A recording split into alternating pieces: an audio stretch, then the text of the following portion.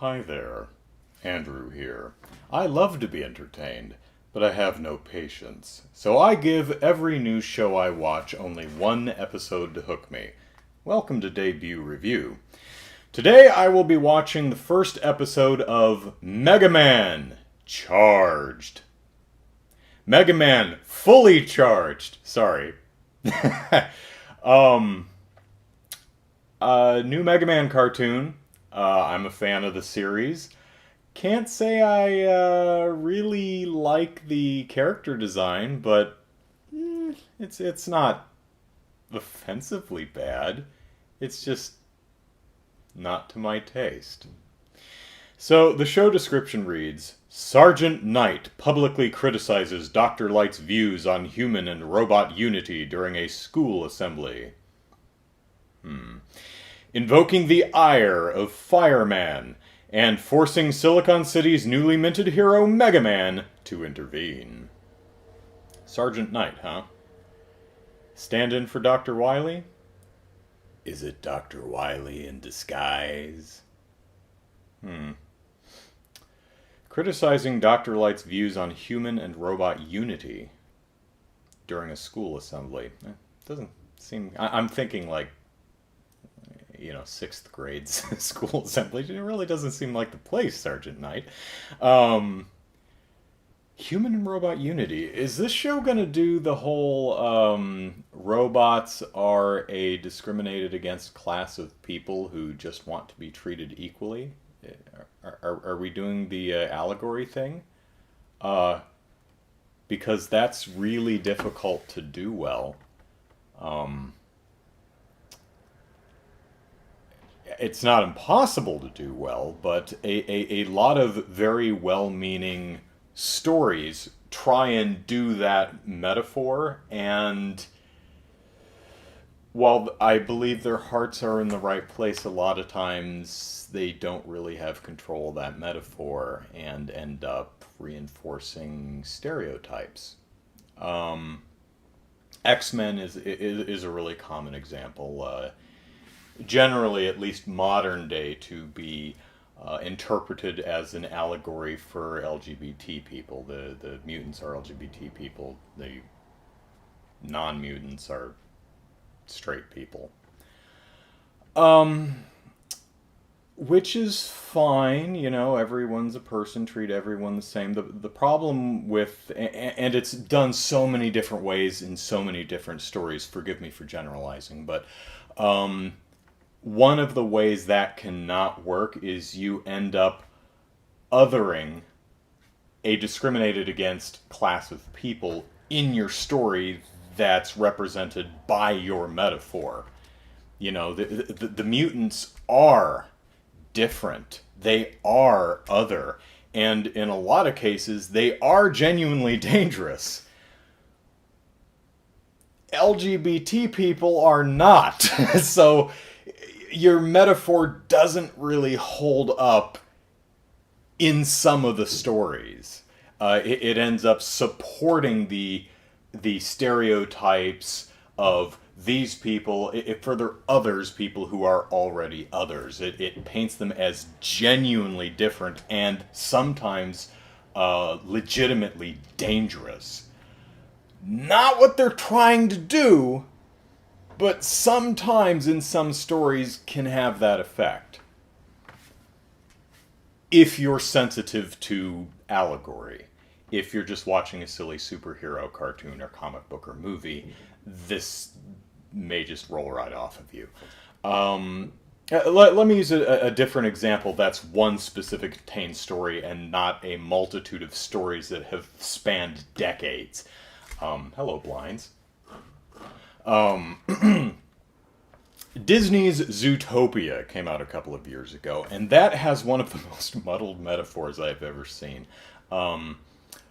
If you haven't seen the movie, it takes place in a city where predator and animal people, anthropomorphic animals, so cats and dogs and lions and tigers and bears, all walk on two legs and go to Starbucks.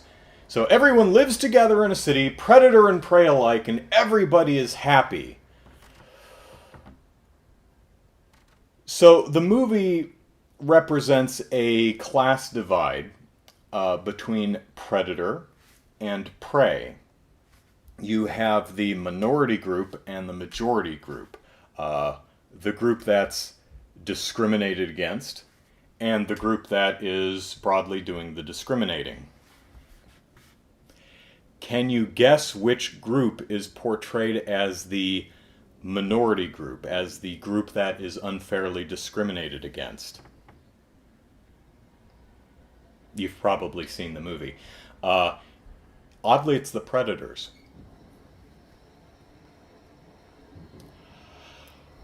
Which is a really odd choice. Because what you're saying is the minority group, and you can read the movie several different ways, but one of the most common readings of it is um, uh, white people, people of color. The prey are the white people, and the predators are the people of color, which is a problem. Because what the movie is saying is that the predators are, by their very biological, historical nature, dangerous and antagonistic to prey. They kill and eat prey. You see, so you're othering the minority group and painting them as genuinely biologically dangerous. Not what the movie's intending, but um,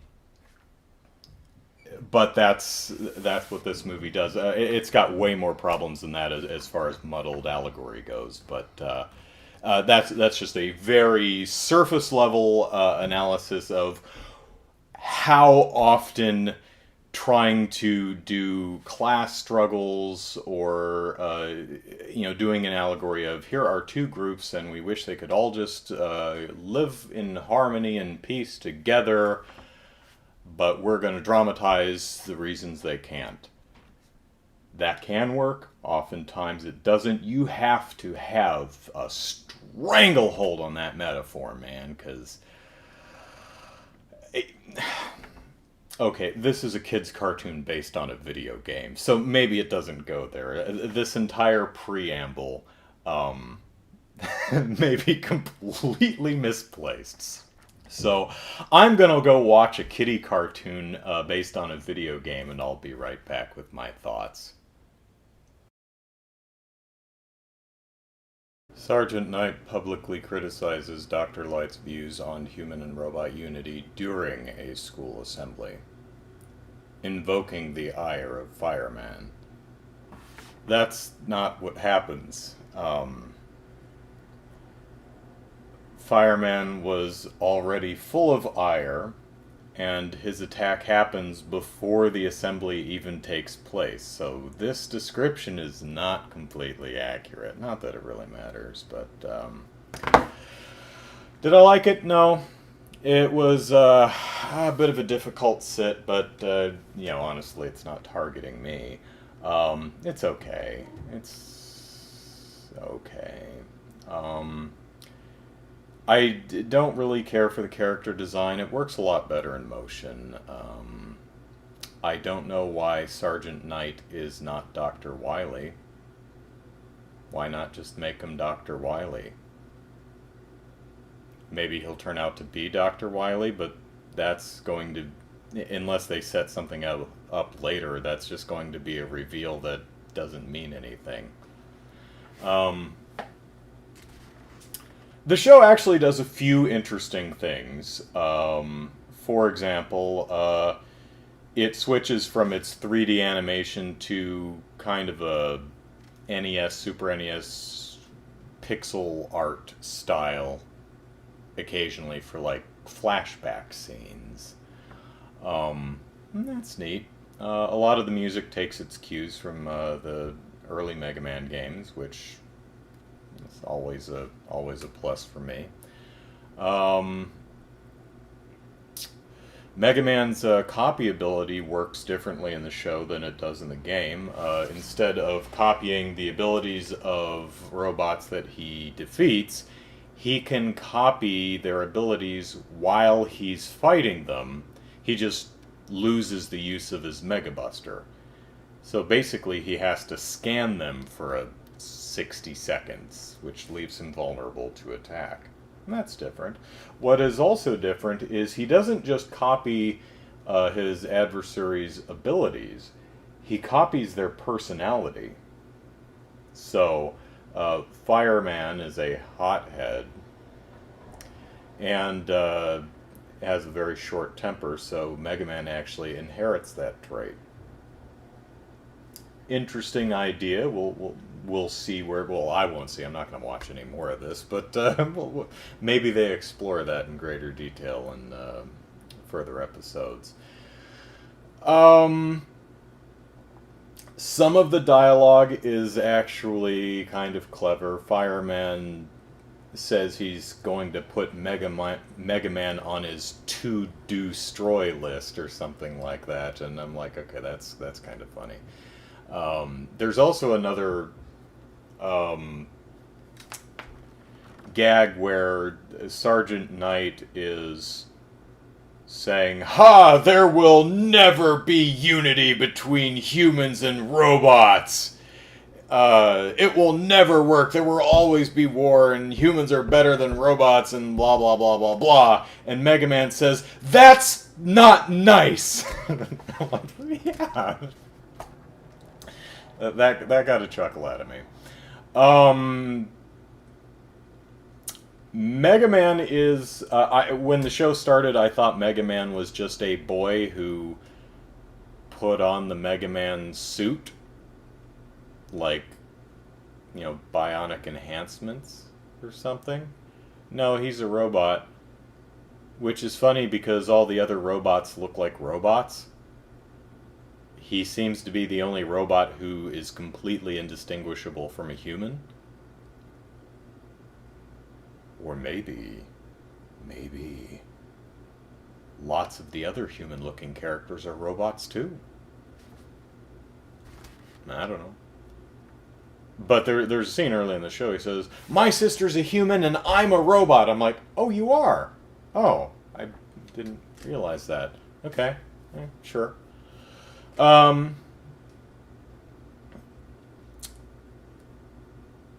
Probably the single worst aspect of the show, which is the single worst aspect of every children's show, is the annoying sidekick character.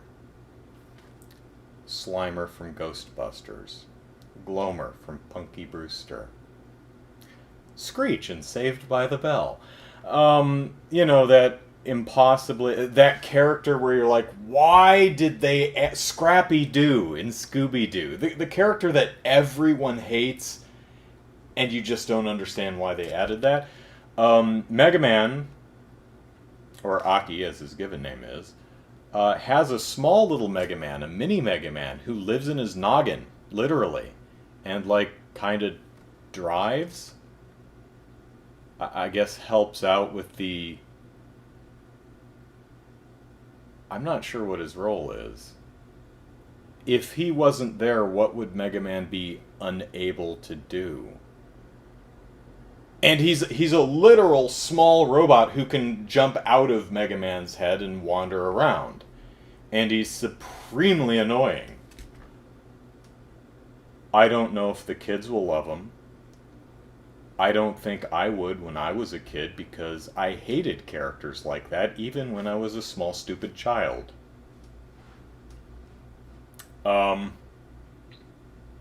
Is the show terrible? No, it's fine. Will kids like it? I don't know. I'm sure some will. It's okay. It's colorful, it's cheesy, it's got robots in it.